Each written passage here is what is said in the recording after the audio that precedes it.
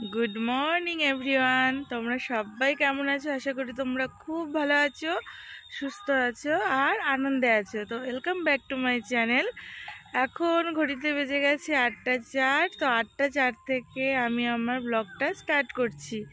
তো দেখতেই পারছো আমার পেছনের ভিউটা অন্যরকম, মানে কোথায় এসেছি সেটা তো আগের ব্লগে তোমাদেরকে বললামই। আমার শ্বশুর বাড়িতে আমি এসেছি। এর আগের বার তোমাদেরকে এই জায়গাটা আমি শেয়ার করতে পারিনি, কেননা এই জায়গাটায় তখন জলাকার ছিল, বন্যার সময় এসেছিলাম, তাই শেয়ার করতে পারিনি। তো আজকে চলো এই জায়গাটা তোমাদের সঙ্গে শেয়ার করি। তো ওই যে পেছনে দেখছো, পেছনের ওই বাড়িটা হলো আমার শ্বশুরের ঘর, আর ঠিক তার পাশ দিয়েই এইখান দিয়ে চলে আসছে রাস্তা, এসে সামনে গিয়ে একদম ধুধু মাঠ। আর এই যে দুপাশে দেখছো পুকুর, মাঝখান দিয়ে রাস্তা, আর সামনেটা চলো তোমাদের ব্যাক ক্যামেরাতে শেয়ার করছি আমি। তো দেখো পেছনে শুধু মাঠ আর মাঠ, আর এই জায়গাটা বিকাল হলেই সবাই এসে বসে। আর এই দেখো যত দূর চোখ যাবে মাঠ আর মাঠ। এখন সব ফাঁকা, এখন কিছুই নেই। এখানে ধানের জমি চাষ, মানে ধান চাষ হয়। এখন দেখছি সর্ষে হয়েছে দুই একটা জায়গায়, তবে অত না। সর্ষে গাছ বুনেছে। আর কুয়াশা, চতুর্দিকে কুয়াশা। জি,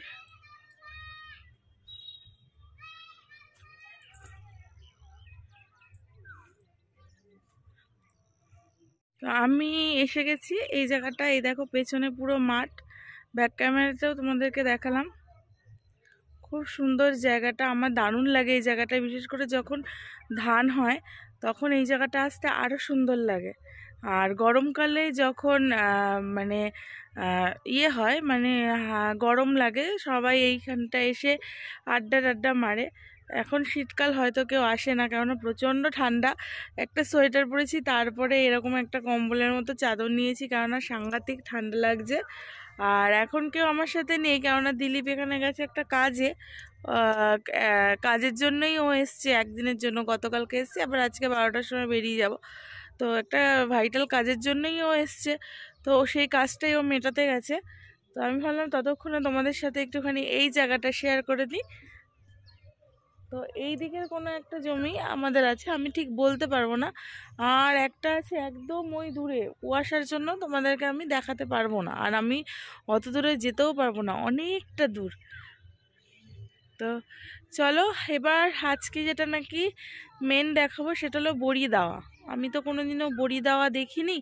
তো আমার এখানে সব মেজদি টেজদি বা জেঠি আছে, তো এরা সব বড়ি দিচ্ছে। চলো তোমাদেরকে একটু বড়ি দেওয়াটা শেয়ার করি।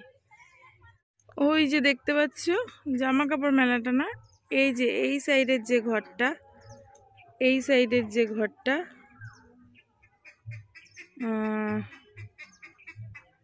ওই যে টিনটা দেখা যাচ্ছে, ওইটা হলো আমার শ্বশুরের ঘর।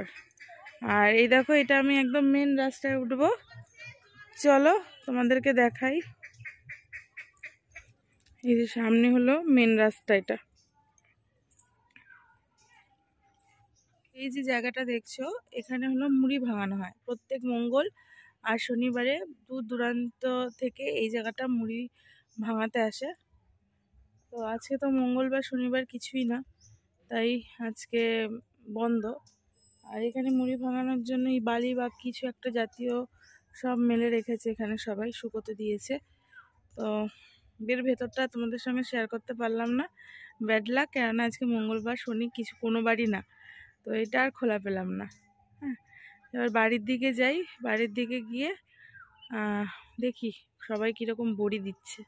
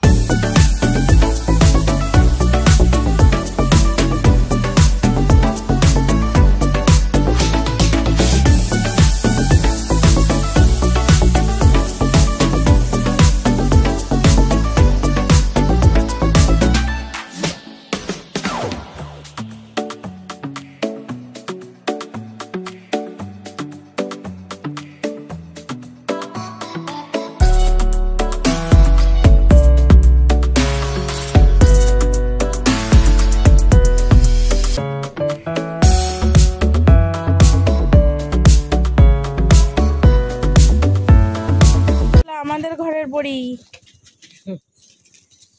আর ঘরের সামনে এখানে আদা গাছ বুনেছে, প্রচুর আদা গাছ। আর এখান দিয়ে গাঁদা ফুল গাছ লাগিয়েছে প্রচুর।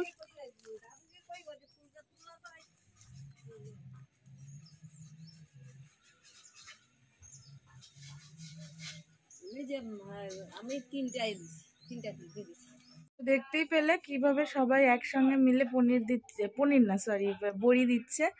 এখানে সবকিছু একসাথেই হয়, মানে সব ঘরের মহিলারা বা দিদিরা এসে একটা জায়গায় বসে সেখানে সবার ঘরের বড়ি দেওয়া হয়। তো এখন বড়দির ঘরের বড়ি দেওয়া হচ্ছে, তারপরে দেওয়া হবে আরও সব দিদিদের ঘরে। আসলে এই পাড়াটা পুরোটাই হলো আমাদের আত্মীয়র পাড়া, মানে সব জেঠু জেঠি কাকা কাকি সবাই একসঙ্গে মিলেই একটা পাড়া জুড়ে থাকে, ওই জন্য সবাই সবার আত্মীয়। আমি কিছুক্ষণ বসেছিলাম, কিন্তু আমার পক্ষে তো দেওয়া সম্ভব না, আমি কোনোদিনও দিইনি যেহেতু। হ্যাঁ, আর এখানে নাকি স্নান করে তারপরে বড়িটা দেওয়া হয়। তো তোমাদের সঙ্গে তো বড়ি দেওয়া শেয়ার করলামই। এখানে সবাই মিলে একটা মানে এক জায়গায় এক হয়ে প্রত্যেকটা ঘরের বড়ি সবাই মিলেমিশে দেয়। তো আর এখন যাচ্ছি, ওই যে তখন দেখালাম যে মাঝখান দিয়ে অনেক দূর যাওয়া যায়। তো আমার হাজব্যান্ড আর সোমনাথদা অনেক আগে বেরিয়ে গেছে, আমি পেছন পেছন যাচ্ছি। হ্যাঁ, আর এই যে পেছনে দেখতেই পাচ্ছ মাঝখানের আল ধরে ধরে যাচ্ছি। তো দেখো ওরা কত দূর এগিয়ে গেছে। ফ্রন্ট ক্যামেরায় দেখাতে পারবো না, ব্যাক ক্যামেরায় তোমাদেরকে দেখাতে পারবো যে ওরা কত দূর এগিয়ে গেছে। দেখতে পাচ্ছ ওই যে দূরে দেখছো, ওরা অত দূর চলে গেছে।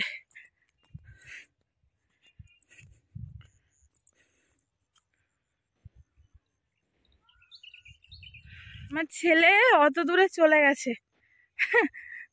ও ওইখানে গিয়ে এরকম মাঠঘাট তো পায় না, না তো পেয়েছে একদম, মানে খুব মজা করছে। আর কিছুক্ষণ টাইমের জন্য রয়েছি, আর বেশিক্ষণ টাইম নেই। এখান থেকে 2টোর সময় রওনা দেব। আর রাস্তা দেখো কেমন, এইখানে সব বন্যার জল ডুবে গেছিল, এর আগের বার আসতে পারিনি, তাই তোমাদের সঙ্গে শেয়ার করতে পারিনি। ওই যে ভাইয়ের পেছন পেছন দাদা দৌড়াচ্ছে।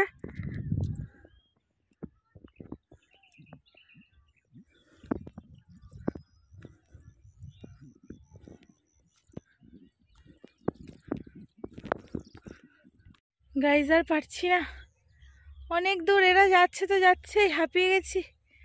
মাঝপথে দাঁড়িয়ে গেছি, কত দূর থেকে এসেছি দেখো, পেছনে দেখাও যাচ্ছে না বাড়িঘরগুলো। আর ওরা ওই সামনে এগিয়ে গেছে, আমাকে বলছে যা হাঁপাচ্ছি, কিন্তু ওই দিকটা আরো বেশি সুন্দর, সর্ষে বাগান টাগান আছে। চলো এতটা যখন এসছি বাকিটুকুও দেখাই তোমাদেরকে। এই দেখো এখানকার সব ছোট ছোট সর্ষে বাগান, অপূর্ব। আর ওই যে আমার হাজবেন্ড, ওইদিকে সোমনাথ দা আসছে।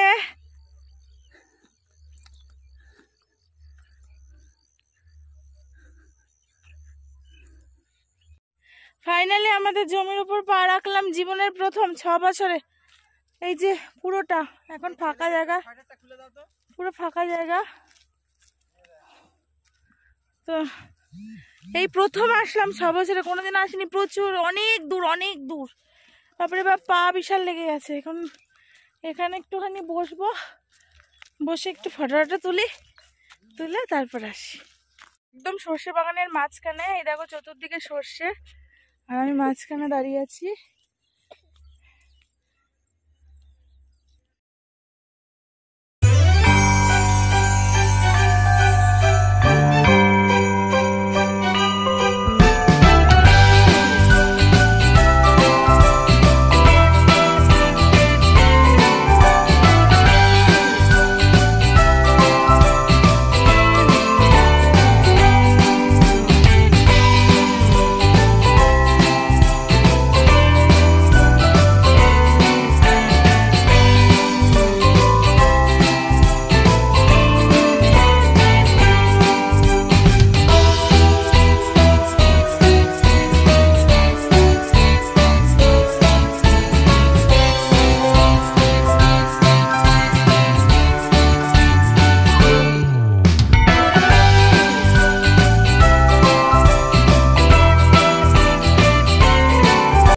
পিস তোলা হয়েছে আর ওটা একটুখানি বড় বড় হয়ে গেছে। এগিয়ে চলো আরো দেখাচ্ছি।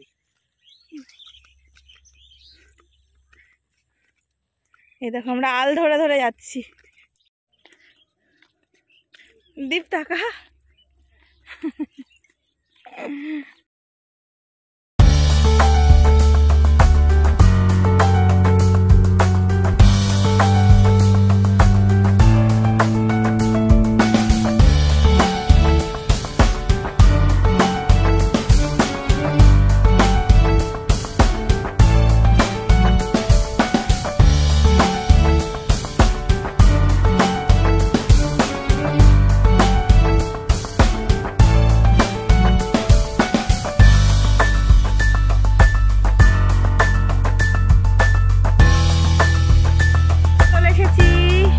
মাঠের থেকে হাঁপিয়ে গেছি, ঘেমে গেছি, এখন দোলনায় বসে বসে দোল খাচ্ছি। তো চলো আর এই ভিডিওটা বড় করব না, এখানেই শেষ করব, অনেকটা বড় ভিডিও হয়ে গেছে। হ্যাঁ, তো চলো এখনই আমি স্নান টান করে এবার বাড়ির উদ্দেশ্যে রওনা দেব।